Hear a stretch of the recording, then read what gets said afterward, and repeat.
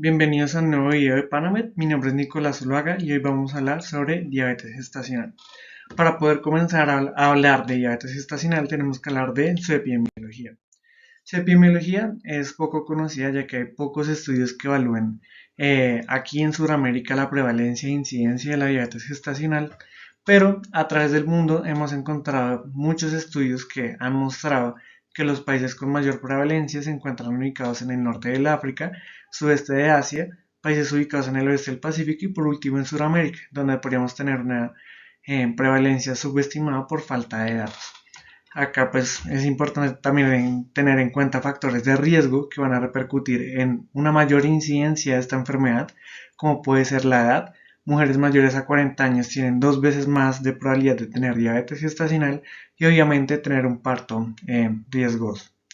La geografía y la etnicidad, países multiculturales como por ejemplo Estados Unidos, han hecho diversos estudios. Uno que pues se resalta en este artículo es uno que se realizó en el estado de California, en donde se vio que las mujeres que tienen ascendencia filipina, ascendencia asiática e hispanoamericana tienen un riesgo más alto de tener diabetes gestacional. Y factores modificables en los cuales podemos intervenir como prestadores del servicio de la salud es un índice de masa corporal mayor a 25 kilogramos por metro cuadrado, tabaquismo, baja ingesta de vitamina D y C y consumo alto de grasas en la dieta. En la epidemiología, pues acá vemos un gráfico del mismo artículo en donde se resalta que en el este y el norte de África y en el sureste de Asia es donde más encontramos prevalencia de diabetes gestacional. Para poder comprender la diabetes gestacional tenemos que comprender los cambios fisiológicos que se generan en el parto y en la fisiología de una embarazada. Una mujer que se encuentra en estado de embarazo va a desarrollar resistencia a la insulina de manera natural, esto para poder desviar gran parte de esa glucosa al feto y favorecer su crecimiento. Hablamos que más o menos 2/3 de la glucosa basal que necesita la madre para suplir sus necesidades metabólicas van a ser desviadas al feto. Es por eso que es muy importante tener en cuenta que los episodios de hipoglucemia no solamente me están afectando a la madre, sino también que me están afectando al feto, que tiene una demanda alta en glucosa, ya que la glucosa es el primer metabolito y el único que va a utilizar para poder sintetizar energía.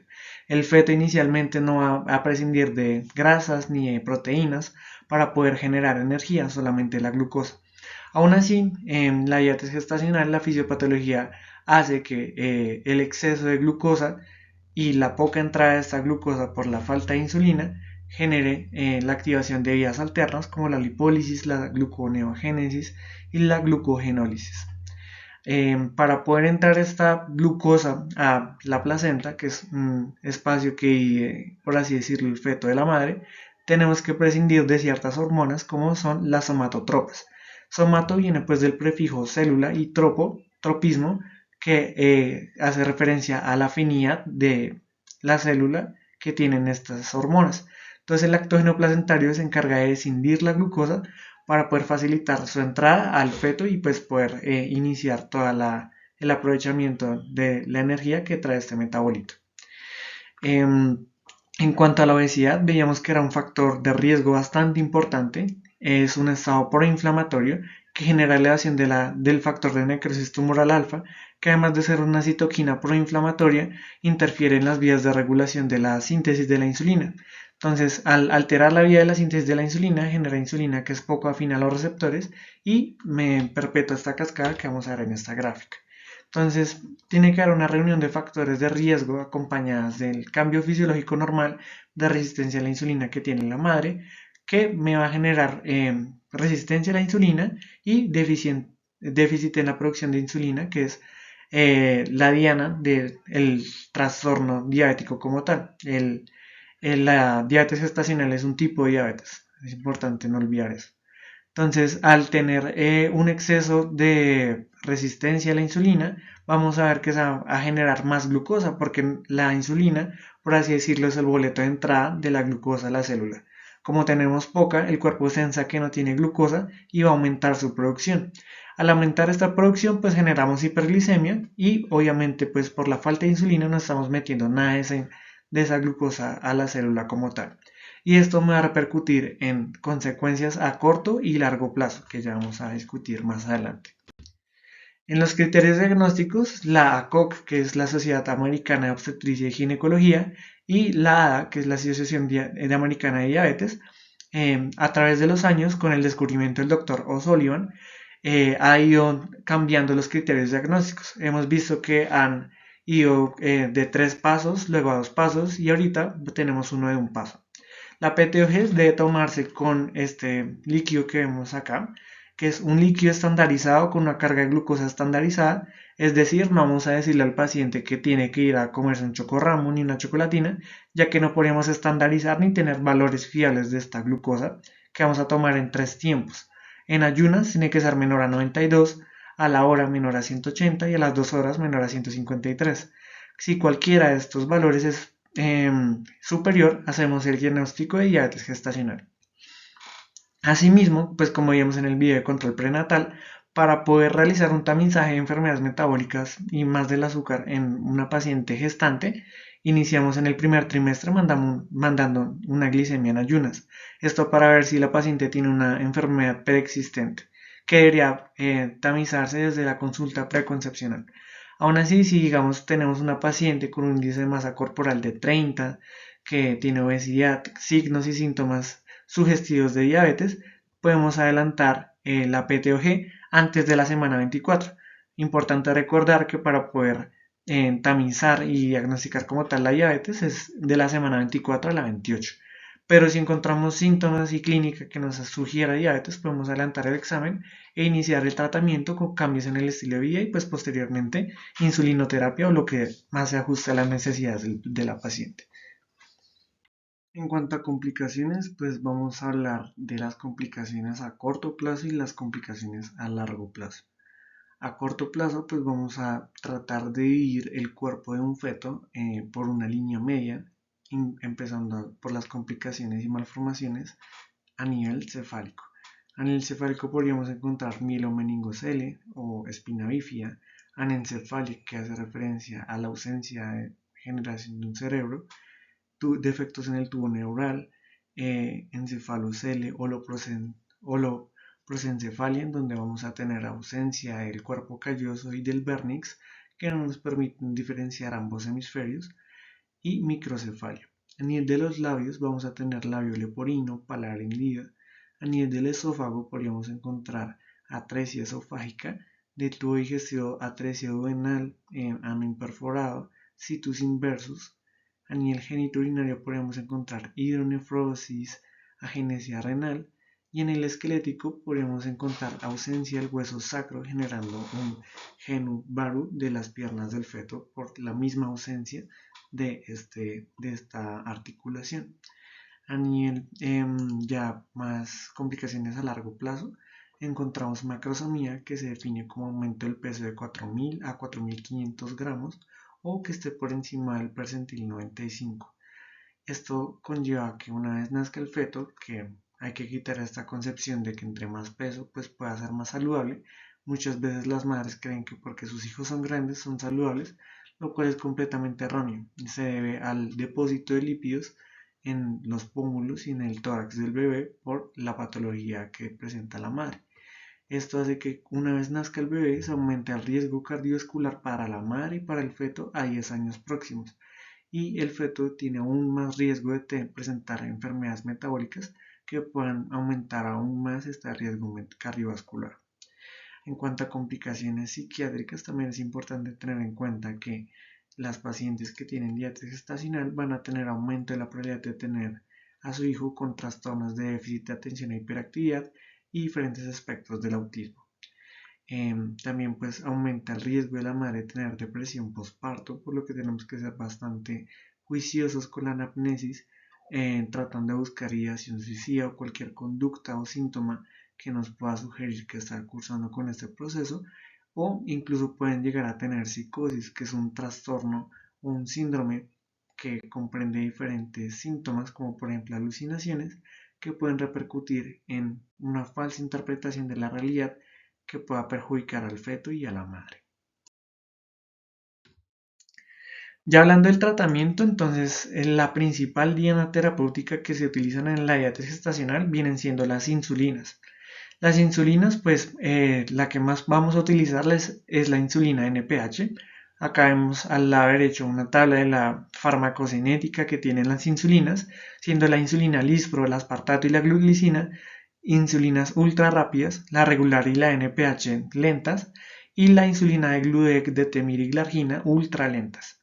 Esto es importante tenerlo en cuenta porque pues vamos a ver que hay muchas insulinas que nos generan efectos adversos que tenemos que considerar.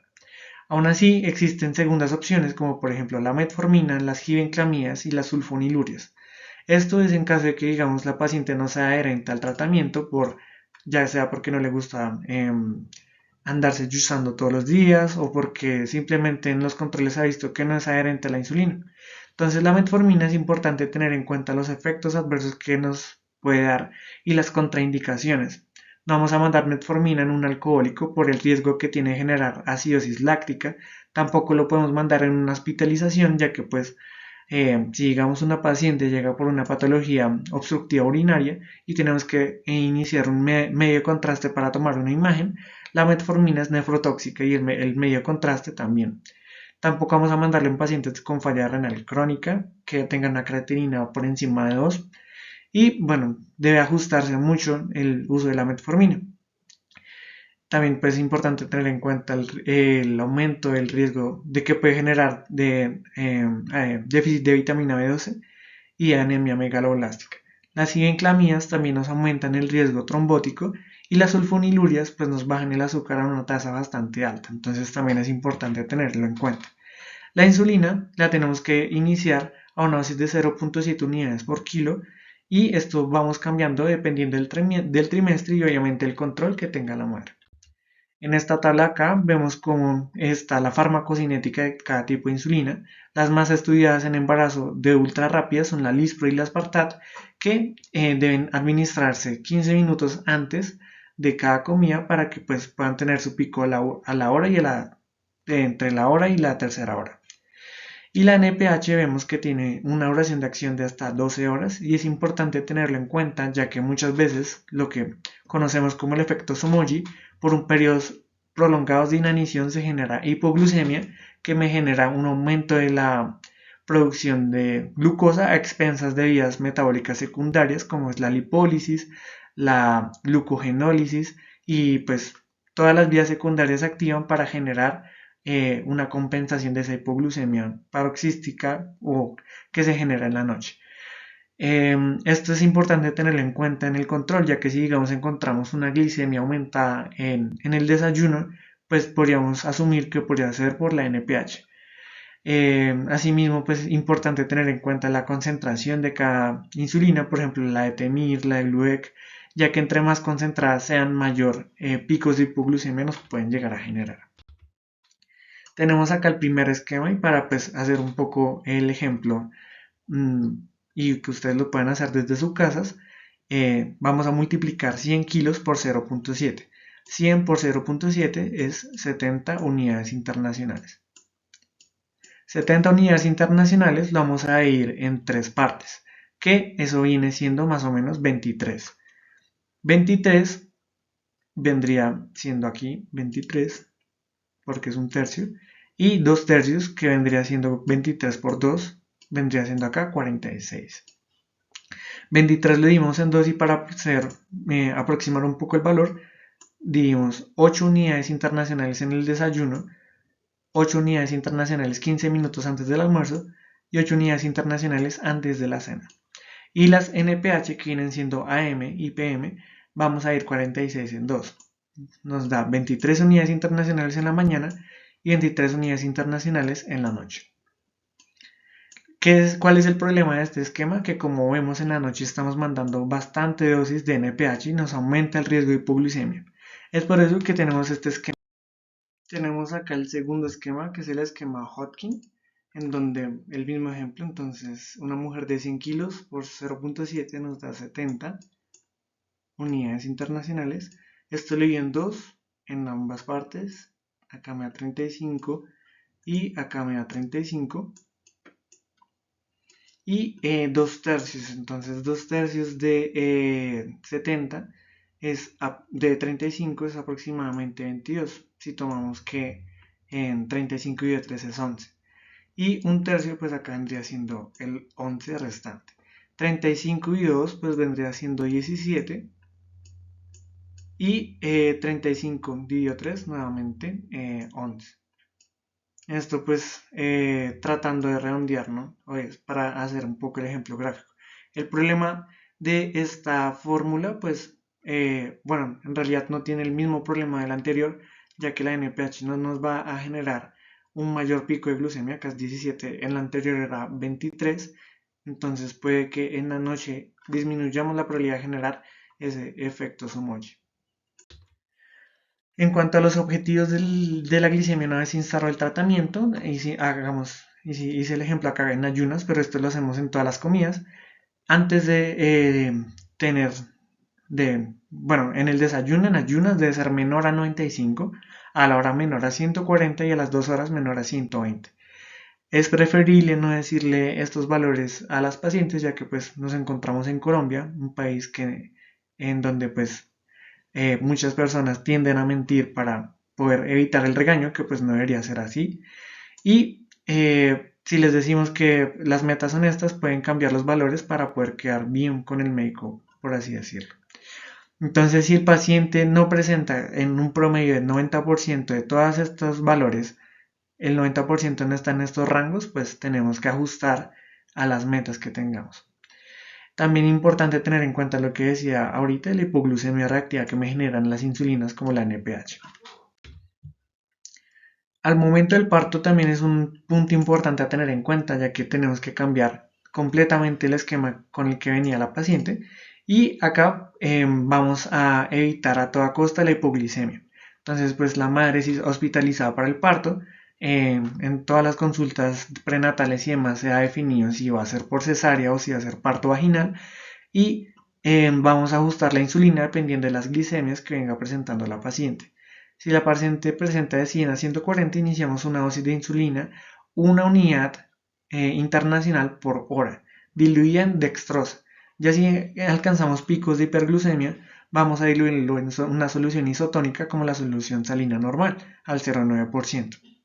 En caso de que digamos ya tenemos el parto y el bebé presenta hipoglicemia, vamos a tener como solución el uso de pues la lactancia materna, ya que pues es la primer fuente de nutrición que recibir el feto y entre más rápido la reciba, mejores desenlaces tiene él. La lactancia nos va a ayudar también al aumento de la oxitocina y la oxitocina pues como sabemos es un uterotónico que nos puede disminuir drásticamente el riesgo de tener una hemorragia postparto. A todas las madres pues las tenemos que dejar en vigilancia, ya que pues la diabetes es una patología crónica que requiere ajustes hospitalarios que pueden verse afectados, la glicemia se puede ver afectada por agentes estresores, medicamentos como los corticosteroides en caso de que esté con una patología autoinmune, por ejemplo, y tenemos que ajustar este periodo. No es una regla que 24 horas en observación, pero sí debemos dejarlas en observación y ajustarla dependiendo de la situación de la paciente. En cuanto a la promoción y prevención, en la consulta prenatal, si una paciente diabética desea tener un hijo, debe tener un valor de hemoglobina glicosilada menor a 6.5, una creatinina que se encuentra entre 1.1 o 2, ya que nos podría estar hablando de daño de órgano blanco por esta enfermedad crónica, un electrocardiograma que nos descarte completamente criterios de hipertrofia ventricular y lo más importante que quiero resaltar acá, que es bastante triste, es tener una consulta con oftalmología.